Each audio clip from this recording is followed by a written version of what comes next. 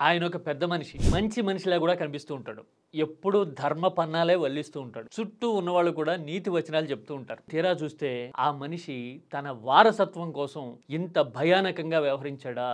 ఇంత బీభత్సానికి ఒక కారకుడయ్యాడా అని మనకి అర్థమవుతుంది. పురాణాల్లోనూ, కథల్లోనే కాదు, మన నిజ జీవితంలోనూ మన కళ్ళ ముందు వివిధ రంగాల్లో కూడా కనిపించే ఇలాంటి క్యారెక్టర్ అసలు స్వభావాలేంటో తెలిస్తే మనము అలాంటి వాళ్ళ నుంచి మనకి జరిగే నష్టాన్ని చాలా వరకు నివారించుకోవచ్చు. అందుకోసమే నేను ప్రత్యేకమైన ఇంట్రెస్ట్‌తో నేను ఈ విషయం మీతో షేర్ చేసుకుంటున్నా. This is your key talks.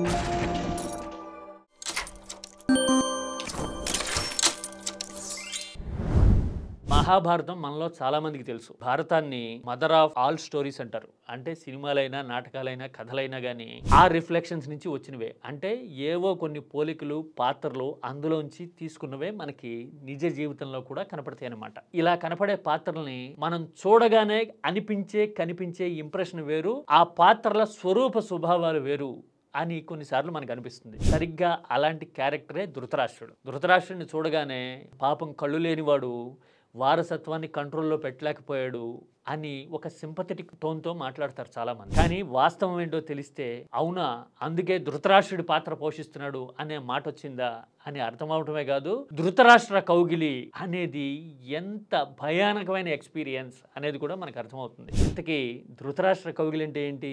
ఏం చేశాడు ధృతరాష్ట్రుడు? ఎస్, అదే ఇంట్రెస్టింగ్ పాయింట్. ధృతరాష్ట్రుడికి పరద్వేషం ఎక్కువ ముందు నుంచి. తన వారసత్వం ఏం చేసినా, ఎంతకి దిగజారినా, తెగించినా గానీ అదంతా కరెక్టే అని సమర్థించే ధోరణి. అందుకోసమే పాండవులకి న్యాయబద్ధంగా రావాల్సింది ఇవ్వకపోగా వాళ్ళు కాంప్రమైజ్ అయ్యి కాస్తా కూస్తో వదిలిపెట్టండి అని అడిగినా కూడా దుర్యోధనుడు ససేమిరా అన్నప్పుడు ధృతరాష్ట్రుడు తనయుణ్ణి ఒప్పించడానికి ట్రై చేయడు. పైగా శ్రీకృష్ణుడు చెప్పినా గానీ కృష్ణ నీకంతా తెలుసును కదా అని సన్నాయి నొక్కులు నొక్కుతాడు తప్పితే ధర్మంగా ఉండమని దుర్యోధనుడిని ఒప్పించలేడు. పోనీ కళ్ళు లేవు కాబట్టి వాస్తవాలు చూడలేకపోతున్నాడా అంటే కాదు, ధృతరాష్ట్రుడు జ్ఞాని. పైగా పక్కన విదురుడు లాంటి నీతి కోవిదుడు ఉంటాడు. భూత భవిష్యత్ వర్తమాన కాలాలని విదురుడు ఎప్పటికప్పుడు నేరేట్ చేస్తూ ఉంటాడు ధృతరాష్ట్రుడికి. అయినా కానీ అలా ఎందుకున్నాడు అంటే ఆయన స్వభావమే అంత.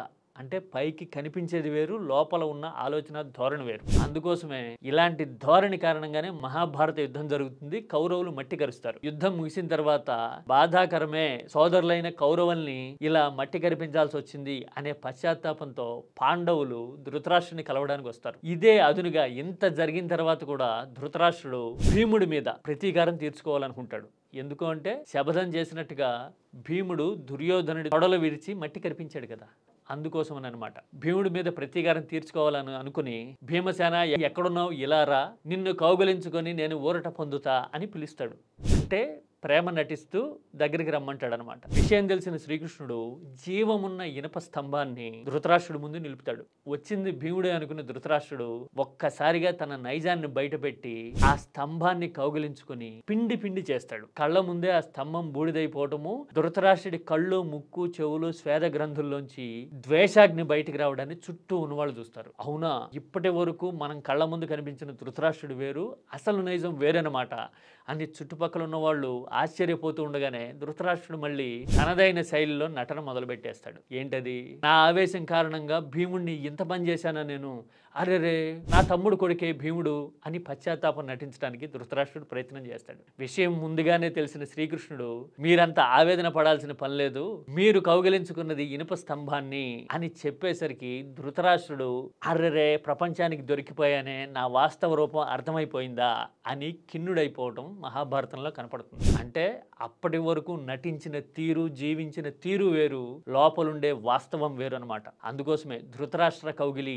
అనే మాట పుట్టింది. పైకి మాత్రం పెద్ద మనిషిలా నటిస్తూ తన ప్రయోజనాలు, స్వార్థం తప్ప మరో యావ లేకుండా బతికేవాళ్ళు ఇలాగే తమకు అడ్డొచ్చిన వాళ్ళని, తమ ప్రయోజనాలకి విఘాతం అనుకున్న వాళ్ళని ధృతరాష్ట్ర కౌగిలితో బూడిద చేయాలని ట్రై చేస్తూ ఉంటారు. మనమేమో అలాంటి వాళ్ళని పెద్ద మనుషులు, ప్రపంచం కోసం ఆలోచించే మహాపురుషులు అని కీర్తిస్తూ ఉంటాం. కానీ లోపల ఒరిజినాలిటీ మాత్రం వేరు. మహాభారతం కాబట్టి కనీసం చివరిలో అయినా ఆ విషయం తెలిసింది. మరి మన జీవితాల్లో ఎప్పుడు తెలుసుకుంటాం ఇలాంటి విషయాలు? మీలో ఎవరైనా ఇలా ధృతరాష్ట్ర కౌగిల్ లాంటి ఎక్స్పీరియన్స్ని ఫేస్ చేశారా? అలాంటి క్యారెక్టర్ని మీ కళ్ళ ముందు ఎప్పుడైనా చూసారా? గుర్తుపట్టారా? Please do share your opinion. This is key talks.